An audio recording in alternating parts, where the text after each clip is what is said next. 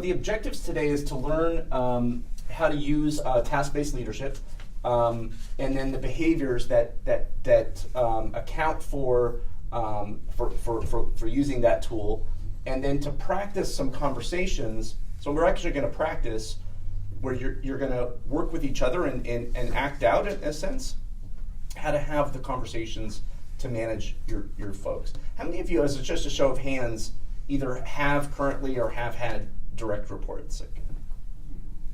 So pretty much everybody. Okay, good. So because you'll be drawing on those experiences. If you haven't, then the other way to think about it is at yourself as a direct report. Because part of what's nice about this tool is you can use it to manage up as well. So you can capture the things you need from your boss or your manager, whatever you want to call the title of the person that you report to, and you can manage up, and in that way, it's nice because they feel very valuable for you because you're telling them what you need. And also, you kind of give them the insight into how to not micromanage you. So what you don't need and what you do need. So that's the key to the conversation. Okay. So I thought this would be the first thing I wanted you guys to do in like little groups. So can you guys maybe go to this flip chart? Is that okay? And then we've got some pens and stuff here. I know it's going to be a little bit crowded, and then we have some room out here, so people could come out here actually. Oh, that'd be great. There's a lot of room out there. Let me grab. I'm going to give you a piece of paper, and then maybe just make groups of 5. So you guys, and then this group of 5, and then you guys will have this side over here. Sure. Okay. And then 6. Yeah, 6. Yeah. or 6 is fine. Yeah, it doesn't matter. You want to be 6. You want to be 6? There's someone you really want in the group. So, do you want to grab one of these flip charts, and then here's a pen. And then what I'll do is I'll give you just about five minutes. But what I'd like you to do, maybe before you get in the groups, think about this personally, like reflect on this. What is micromanagement to you? What does that mean to you? And think about your ex-boss. So that's good. So that's part of the next question too. Is reflect on moments when you've been micromanaged, because probably you have. And what's even more challenging, when you might have micromanaged someone else. And that's when it gets really interesting, because then you start to get a little bit self-reflective. And I think we've all done that too, probably. And jot down a couple of actual instances where that's happened. You want me to get it? No. It usually has the D. Bill, can you put the D on this one? And then as a group, what we're going to talk about is you're going to share those instances with each other just really quickly, and then capture, are there common threads to those instances? Are there themes that you've noticed as you share your story with each other? You're not going to have much time, but we're going to give you about 5 minutes. Do you need a moment to reflect, or you guys all have something in mind? Did something come to mind? You good? We're HR people, we're good. You got it, expressives. So you've got, what is micromanagement? Think of moments when you've been or have micromanaged others. And what are some common themes? So 3 questions. And then what we'll do is we'll give you guys will get this, what chart is this? One of these? Oh yeah, perfect. I have tons, so. Okay. So you guys, I'll leave you one up here, okay?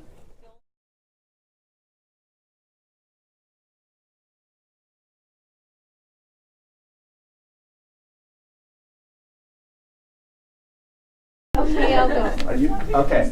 So why don't we start off? And if the other group says the things that you were going to say, you could just say we also said that, and then just move on to something that they didn't say. You know what I mean? Mm-hmm. Okay. So do you want to start? Sure. Do you want me to just go over the first question or all 3? Just the first one for now. Okay. So the first question was, what's micromanagement?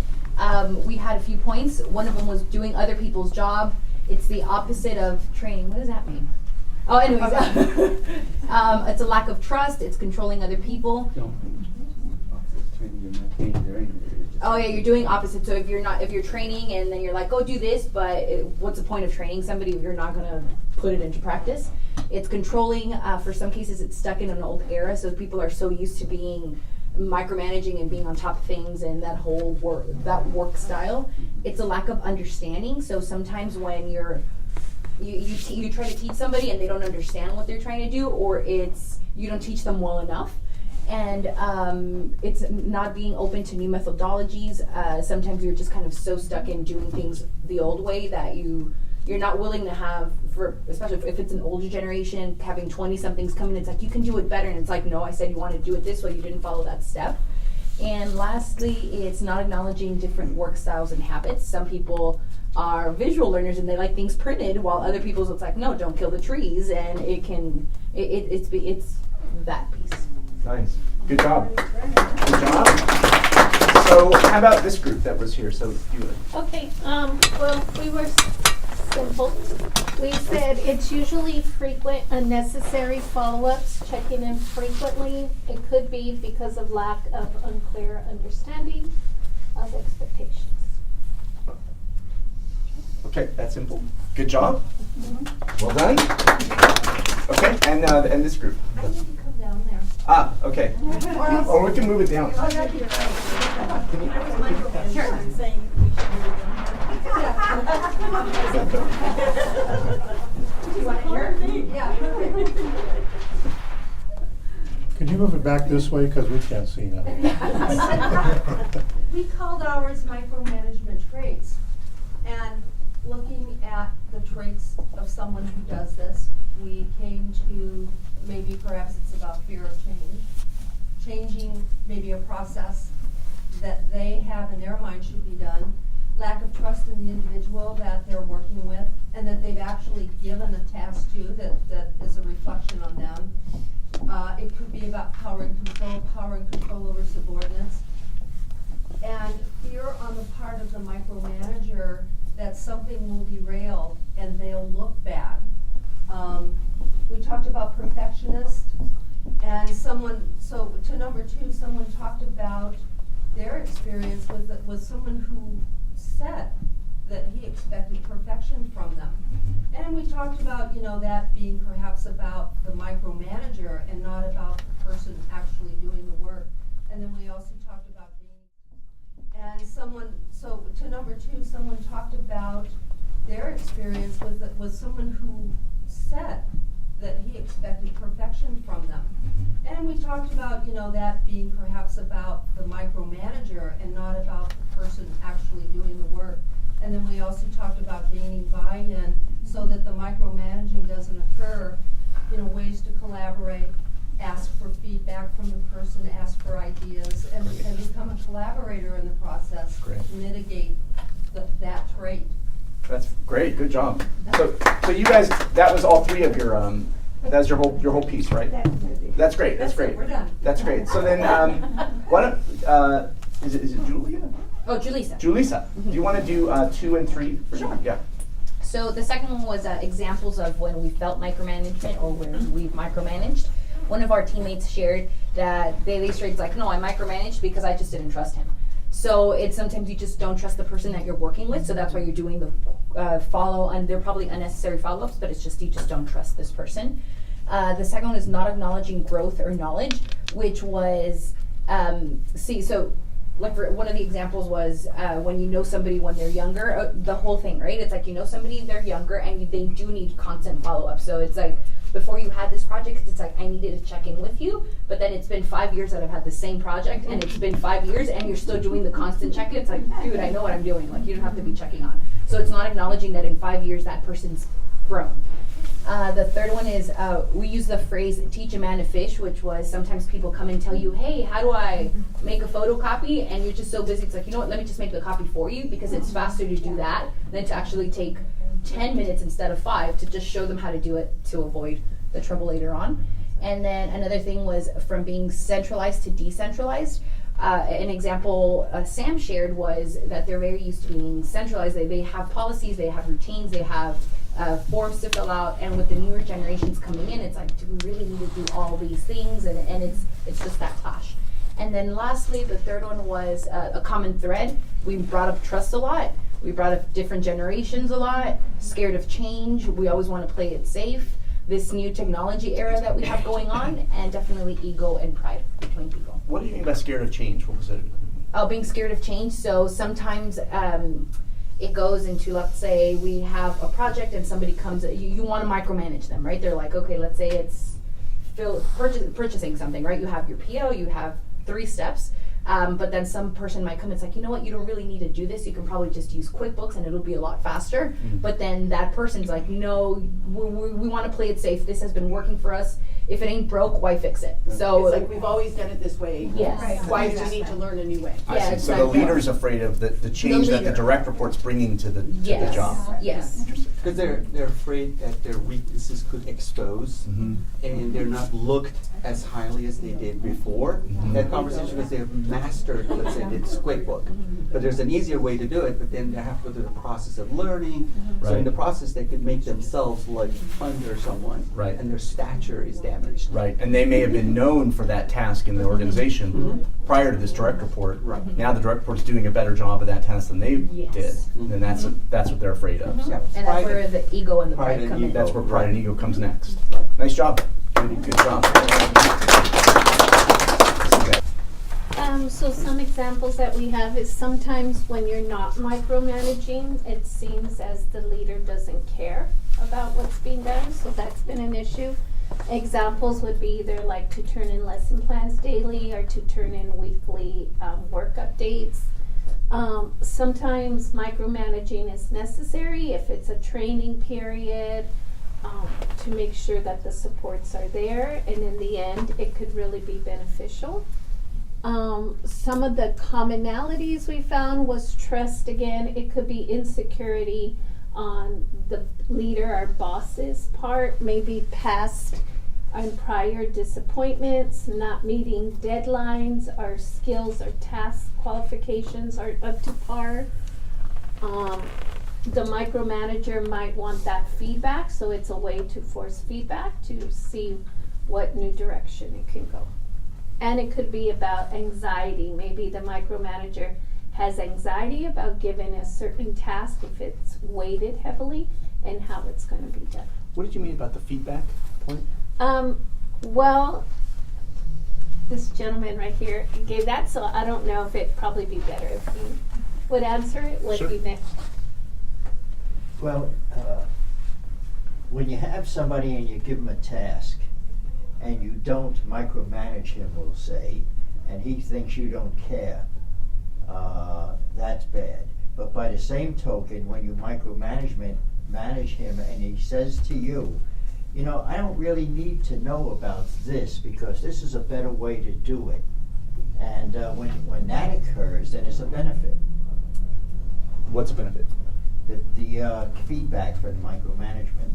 The innovation that comes out of it. So give them the project, but not all the details to tell them this is how I want you to do it. But leave the door open so they can bring their own gifts and ways. That's the benefit wanting that to they're get it bringing done. to the Yes. task. Right. I see. I think the dialogue, the interchange Yeah. that occurs. I see. Between The the collaboration. Great. Being open-minded. And that was helpful for them. But then they found a more innovative way to do it, and maybe you continue to do that direction part, but now they're past that point. But you haven't adjusted, but they're past it. And you're blocking their growth. Right. Yeah. So it's a mismatch of your style with what they need for that task anyway. And you had an example of you have a teenage daughter.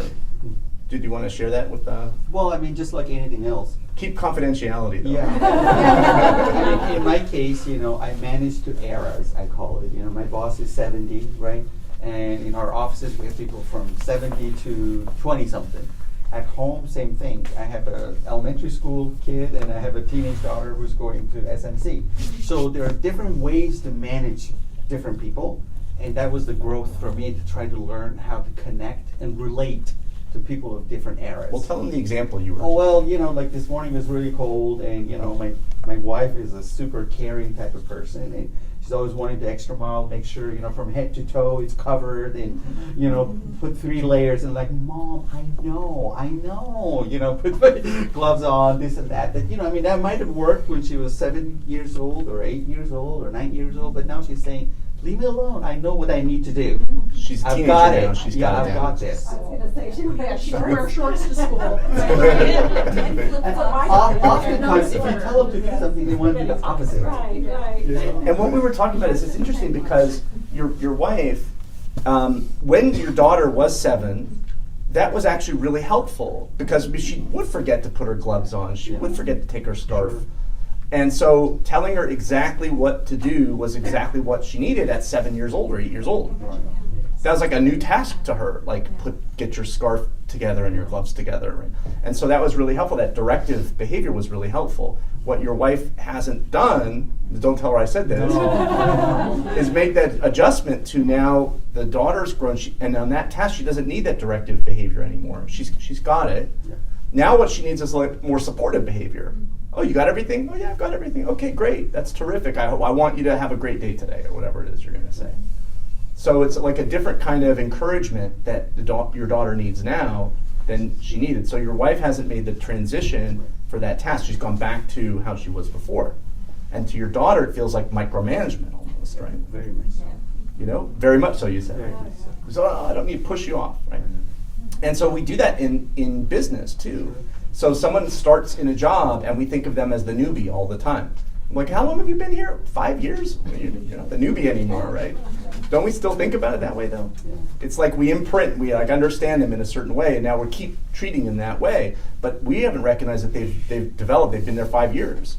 So in your daughter, she's not 7, she's now 15 or whatever. 20.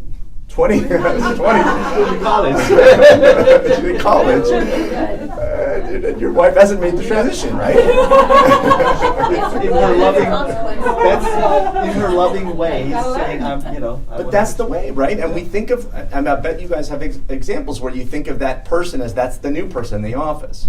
But they've been there now a year, 2 years, they're not the new person. But so if we keep going back to that same way of managing, we'll be perceived as micromanaging.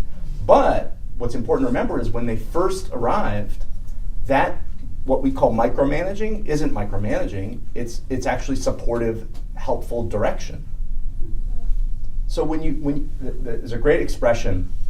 When you're new to a task, direction feels like support. I love it. It's my favorite leadership expression. Really great. Because you want all of those instructions down to the last detail is so helpful. Someone comes, she's the new office manager at Montage, and you give her a whole checklist of what to do every single day. Whew, so happy. Because what's the scariest part is you coming in there and you have no idea what's going on. So that checklist becomes hugely valuable for that person. They're like, whoa, that's great. I can't imagine living without that checklist. But if you're still giving them a checklist after 2 years they've been here, they're going to be like, why are they still giving me this checklist? Like, I got it. I got this. We could talk it through, you can coach me, but I got the details down. So just like your wife, the 5 whys, it's a lean manufacturing tool where you ask why 5 times until you get to the root cause of the issue. It works great. Another time I'll tell you about that, or if I have time at the end, I'll share an example of that with you. But it's exactly what Bill's saying is if you get to the why, you get deeper than it's interpersonal conflict. Okay, but why? Well, why? Because he keeps coming to my desk. Okay, but why? Well, because Jim kept telling him, Shabir, go to help Rick. Why was Jim doing that? Well, I was trying to help Rick out because I thought he was overwhelmed with tasks. Oh, but Rick says he's not. Well, then now I'm at the root cause. I don't have to solve this anymore. Rick's fine. He doesn't need help. One of the, I think, most beautiful things about the why, because we're a lean manufacturer and we use that root cause analysis, the whole deal, is that we have some very strong personalities in our work environment, and it really takes that, it's a very fair playing field, because we're just looking at behavior. We're not looking the way somebody said something or whatever. Bottom line is somewhere in the process the ball got dropped, and that's what we're going to find, and we're going to create or modify a process so that doesn't happen, because the why is we want top quality products, or whatever that is. And it really takes a lot of the personalities and the ego out of the room, and you see very strong personalities just kind of really become a part of the problem solving. The only thing I'd add is to Danon's point, and I should have said this as well, is respect, of course, is key as well. Right. And when you walk into the office, you've got to be respectful of everybody. Yeah. So when we do the training, I don't know if you ever saw there's an old Sylvester Stallone movie where he's an arm wrestler. It's called Over the Top, where he's like an arm wrestler, and he says like when he starts the arm wrestling, he turns his baseball cap backwards, and then it's just like a switch to him from now I'm on, right?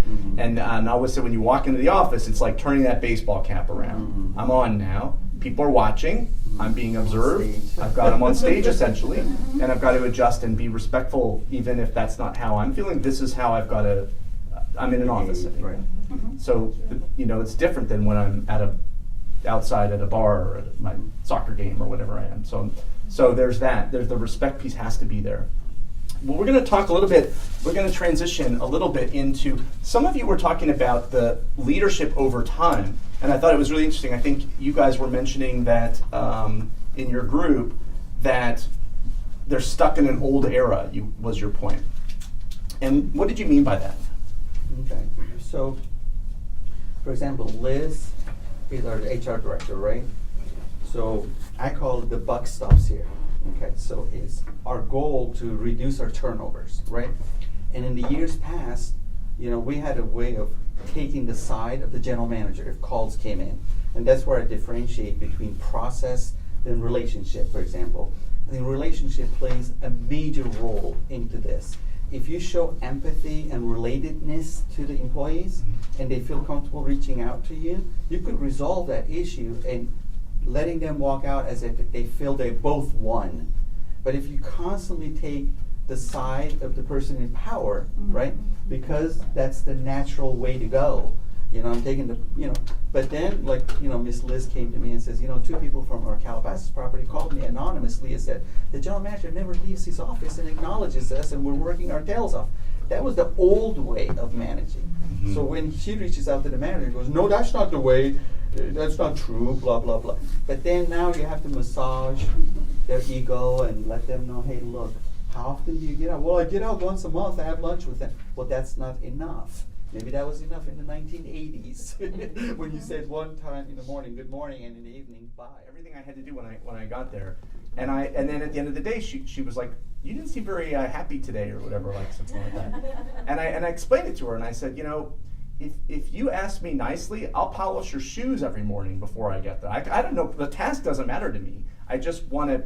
And she's like, "Oh man, we're going to learn a lot from each other. This is good, because then we talked it through, and it was good. It was helpful." I find that in emails a lot too, because sometimes people are just in a rush, especially like our remote workers that are out in the field. They'll answer and they don't, they won't say, "Hi Rosa, thanks for letting me know about this. They'll just send back, yes, please send it to customer immediately." And people get offended by that, but when they understand, oh, I was about to, get in the car and drive to the next client and I wanted to get back to you, but I didn't have time. I can't, text that quickly. Yeah. It just eliminates the problem. There's another great training you guys should take sometime. It's on communication styles and the driver style versus the amiable and the expressive and the analytical style. And the driver style, and under stress, they get just the way you're talking about. Bup, bup, bup, bup, bup. Yeah. And they're not thinking anything. They're just task focused is all. Yeah. I'm going to push us along. So the point of task-based leadership is it's something you do with the people you're managing, or you do with your manager. Okay? So leadership is the process of influencing others, and that's the whole point. And you have different styles, which are patterns of behaviors, the way that they see your style. A lot of times we have one style, maybe 2 styles, and a lot of times there's nuances in how you manage people. We're going to talk about each task and how you adjust your style for them. And we've kind of touched on that a little bit already, right? So like your example where there's some times when you needed your manager to be very directive in the style, and sometimes you need your manager to just be supportive and just be there and talk it through. And then there's all sorts of things in between, problem solving with them and that type of thing. So the 3 skills of task-based leadership is, are you able to diagnose or assess the development needs of your direct report? Are you flexible in your leadership styles with each of those tasks? And have you worked with the direct report to partner with them on not just where they are and in their development level of that task, but what they want from you on that particular task? So it's interesting, you can actually, it's going to sound funny, but you can tell your boss how you want them to act on the different tasks that you have. So here I need you, give me all the direction. Here I need you, sometimes I might need sponsorship because I drive projects in organizations and I'm going to need your help calling senior leaders of the around the company to help me out. There's two ends of the spectrum in terms of leading others. There's directing and there's coaching. If you think of coaching as really supportive, being supportive, and directing as really sort of instructions, giving detailed instructions, and everything in between. And you've got tasks, so what you do is you break out your direct reports task in terms of, trying to use the pointer, but basically you take what are your top 5 or 4 or 5 tasks in your job, at least now. What's your competence level in each one of those? On a scale of 1 to 5, are you novice, challenged, progressing, pretty good, or you're an expert? So that's your competence level. And then what coaching do you need from your boss? Or if you're filling this out for your direct report, how are you going to coach them on that particular task? It's super simple, right? And what's in the simplicity, because it's so easy, and you could talk through these different tips because, and I want to keep going back to your example because it's just so good. Here's an executive that really needs a directive support on a particular task, org charts. And your boss wouldn't think of that, right? Because you're like, oh, you're already an executive. So you know, I don't want to micromanage you. But you actually, if that was your thing of like, put together the organizational charts and hierarchy, you would actually tell them, and I want you to be really directive. Like, tell me everything that I need to know about these companies because I don't know anything right now. And it's stressing me out because I'm a novice at that task. Now, I've put org charts together before, right? But in this company, I'm a novice at that particular task. So I need a lot of help. Why do you think that after novice, the next step is challenged? Any ideas? Because you don't know what it looks like. You don't. Yes. You don't know what you don't know. You don't know what you don't know. Yeah, exactly. But you're starting to know, right? You're starting to know. Like when you first started that job, well, let me take a different example, so I won't keep picking on you. So let's say, anybody have a hobby here? Yeah, 1,000. What's one hobby that you have? Swing dancing. Awesome. That's really cool. The first time you did it, how did you feel? Do you remember? Stupid. But you had fun, right? Yeah. No expectations. Did you have a good time? Yes. You were free and easy and just great. No expectation. I'm a newbie. I can do whatever. If I do it right, I do it right. If I do it wrong, it's okay. No problem. Then what happens? You start to get expectations and you start to see people that are doing it really well and you start to realize I'm not very good and I'm just a beginner and I wish I was better. That's when you're in the challenged phase. You're no longer as excited like a newbie as you were, because now you get a little bit of skill, you get a taste of what it could be. Now you've got expectations on yourself, and sometimes people will quit at that point because they started. They're like, I was so excited, but now I don't know. Like my nephews do that. Like they start guitar, and then they find they love it for like a few weeks. And then they start realizing they can't play very well, and then they don't necessarily take it to the next level. You got to get through that challenged phase. And the leader, the way to help them is to be really supportive and directive. So you're both of these things. So as you can see how the shading works, as you go through the tasks, the shading changes. So when you're a novice, you're really, if you think of the gray as directing and the blue as coaching or supporting, you're really gray. Give them all the instructions. Your challenge, you're still giving them a lot of gray, but you're also giving a lot of support. because they need it now, because they're starting to get expectations and feel a little bit stressed. So the new person, the office manager that just started, she's fine or he's fine because he walked in and nobody has any expectations. He's excited to meet everybody. Oh, Danon's great, Brian's great, is so happy, this is all really good. All of a sudden now Danon's giving me a big task to do and I don't know how to do it. And now I'm a little bit stressed. I'm in this challenge phase. But if my manager is there for me and supportive, I'm like, you're get through it, don't worry. I know it seems complicated now, but I'll bet within 2 months this will be like the simplest task for you. So I wonder, the gentleman who mentioned the turnover issue, and you're talking about when the challenge phase hits, that's where most people quit. Could that be one of the factors of your Well- organization's turnover too? Yeah, well, one of the things that really directly involves this slide is Montage Insurance. Our mission is to further your mission with dedication, service, and integrity while protecting your assets and giving back to our community.